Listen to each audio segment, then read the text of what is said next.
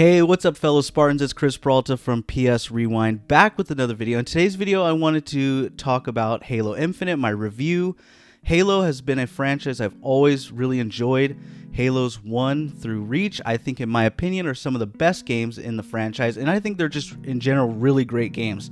Halo 4, I liked the story, the multiplayer I wasn't a fan of, and Halo 5, I just completely jumped ship. I did like some aspects of the multiplayer for Halo 5, but other than that, I was not a fan of the marketing and just the story overall. So, where would Halo Infinite leave me at? So that's what we're going to check out today's video. Thank you guys so much. Also, I wanted to talk that I'm going to link a video in the description below by SoapBoxGames. He did a video recently discussing like the new standards in AAA gaming, and it kind of had some of my thought process going into after playing Halo Infinite, where I kind of was sitting out with my review. But as always, guys, leave a comment in the section below. We can discuss if you agree, disagree. But as always, guys, thank you guys so much, and let's jump into the video. So for the first part of this review, I want to start off with more of the positives. So for me, I want to start off with the multiplayer, because I think that is one of the best things about Halo Infinite. Now, one of the things that I absolutely loved with Halo Infinite's multiplayer is it seems like the perfect blend of old with new. So you can get a old school feeling that it plays like older Halo titles, but also new and abilities and things of that nature to keep it fresh and bring something new to the table. Now, I liked the ranking. I've loved the overall the gunplay. I think it's so solid with the grapple shot. You know, the thrusters, everything that goes into the multiplayer, I think is very well balanced. Now, that is, I think, the strongest thing about Halo Infinite. If I had to say there was some downside to the multiplayer, I would say, unfortunately, it would have to do with the ranking of the, like, say, the Battle Pass system and just the monetization of this game. But unfortunately, that's where we're at these days, especially with free-to-play titles, is the fear of FOMO, or just trying to get you into the ecosystem of the game to keep you there.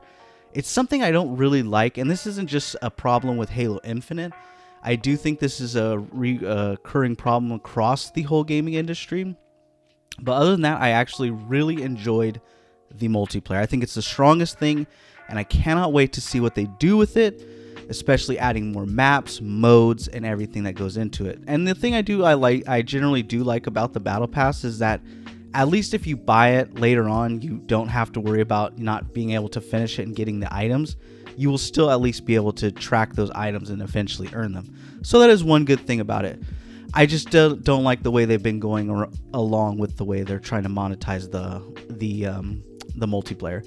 But I think the multiplayer is absolutely hot. I think it's really good, and I think it has some really big potentials if they don't screw it up to be a huge esport draw. Alright, so what brings me to the main focus that I wanted to talk about with going on with the story and everything. So spoilers alert. If you have not finished the game, I recommend that you do go finish it before you continuing watching this video, or say another person's video discussing the story.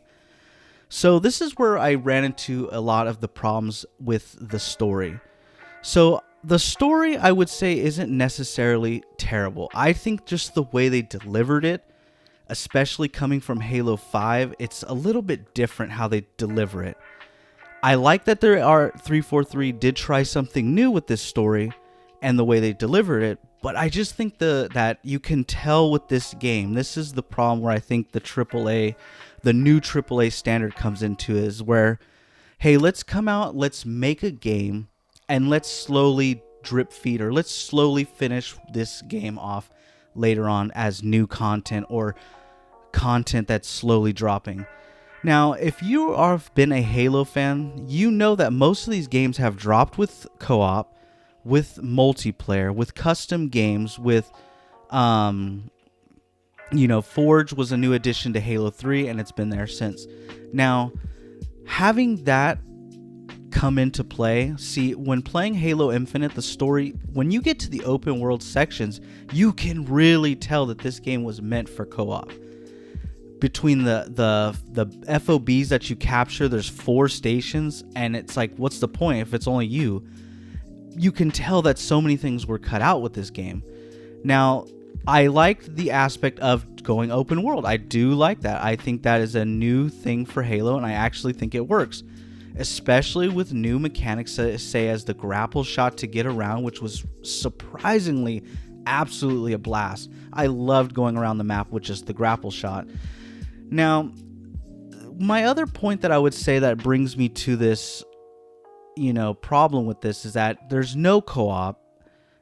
The things on the map that you can do, say as the mini bosses or taking over these little bases, it gets so just boring.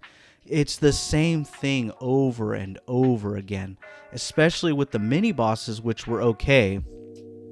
Some of them actually I think were pretty cool, but just the mechanic, it just seemed like you're in this open world setting of just fighting these guys that really didn't have any cool story to them or really get you pumped to really fight these guys. And you can just tell again with the story, a lot of dialogue and key things are kept inside these logs on the sides where you have to go around the map and find them, whereas it's kind of hard. It's almost going like the route of Destiny, where you need to read the books. You have to be in tune outside of the game to really enjoy the single player while you're playing it, and that's something I can't get behind. Now, without the co-op, the forge, and the drip feed of content, it's something I didn't really enjoy. But I liked the cutscenes. I think they were well done. They look crisp. Now, I'm not really going to go too far onto the graphics side because I played this on the Xbox One X. I did not play this on the newest version of the Series X. So for me, the game ran fine. It ran at least 60 frames and 1080p, which is really fine with me personally. So I think it looked good. The problem when I was playing though, or watching other people enjoy it on higher ends, is the pop-ins looked horrible. The open world, everything looked the same. There was no different snow or sand or just something to give a variety in what you're looking at. And that led me to the other problems with the campaign, whereas there isn't really any mixed variety of anything, where you're just constantly going to this base, destroying the batteries, the battery coils, the cores, going to this area, grabbing a battery and bringing it somewhere else. It's something I really didn't enjoy. Now, going forward, I liked the idea of this being open world. I think it works. I think it works with the grapple shot. I liked it. It's just that once you get through the game and you kind of experience it, you realize that how hollow the game is. And I played this game on normal. I usually play all my Halo games on normal, and then I go on to legendary and co-op or just by myself. But with this one, I was done. Once I cleared the map and I beat it on normal, I was done. I don't think I'm gonna come back even on a co-op legendary run, unfortunately. And it sucks because I have beaten every Halo game on legendary.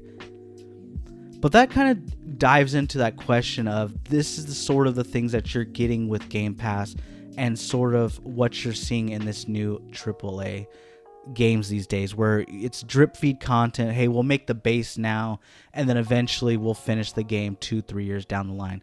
And I just don't absolutely like that at all. But with the multiplayer and the campaign, the story being pretty good, and I think that alone right there, I can guarantee, I give this game a 7 out of 10. I cannot give this any further. I don't even think, I see so much of this being a Game of the Year contender. I don't even see how. There is so much content missing from this game that it's sad to see what people are really hyping up these days.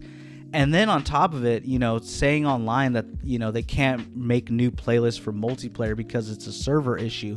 You're telling me one of the biggest games of the year on any console, you can't supply that kind of, come on. That's where I can't get behind. But yeah, I would give this game definitely a solid 7 out of 10. I like what's there. So yeah, that's my, my retrospective or my review of the Halo Infinite. A solid 7 out of 10. There was a lot I loved, a lot I disliked. That's the thing is, you don't have to be such a hardcore fanboy to not see the shit. I am a very big fan of Halo, and I want to see it do well. And so when I see things that are slacking, I have to call it how it is. You know, there's nothing wrong with valid criticisms and being critical of things you love.